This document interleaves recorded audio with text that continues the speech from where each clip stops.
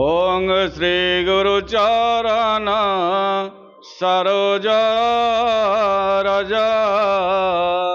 निज मनो मुकुर धारी वरण रघुवर विमल जसु जोदायको फलचारी सर्वेषां स्वस्ति भवन्तु सर्वेषां शांति भवन्तु सर्वेषां पूर्ण भवन्तु सर्वेषां मंगलं भवन्तु।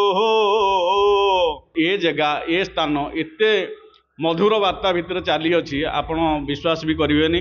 आमर यज्ञर पूर्णाहुति कार्यक्रम बुधवार दिन करा तेणु समस्त भक्तवान को आम तरफ आम मंदिर तरफ निमंत्रण कराऊँच आसी पहुँचतु एवं 3 दिन आमर भजन कार्यक्रम रही अच्छी से बड़ बड़ कंठशिल्पी मैंने ओडिशा आसी पहुँचुंट से नाम श्रीचरण कुमार बापी आउ अलग कि भी आसुँच जहाँ हूँ ये ठाकुर कृपार यहीपरि अनुष्ठान चलु था। यज्ञ तो आज 3 वर्ष है बहुत आडंबर आम 3 वर्ष भी करुँ बहुत बाहर लोक भी जग दूसरी कलश यात्रा 108 कलश यात्रा हो 3 वर्ष पड़ा हनुमान जी जो यज्ञ उत्सव 3 वर्ष पड़ा। प्रथम वर्ष मंदिर प्रतिष्ठा होता, द्वितीय वर्ष वार्षिक उत्सव होता प्रभुंकर आउ ये तृतीय वर्ष यज्ञ आरंभ हो।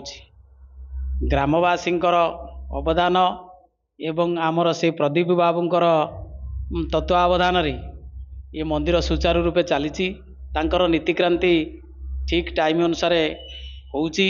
प्रभुंकर काम आनंद सहकारे समस्ते उत्साह सहकारे काम करुचंती।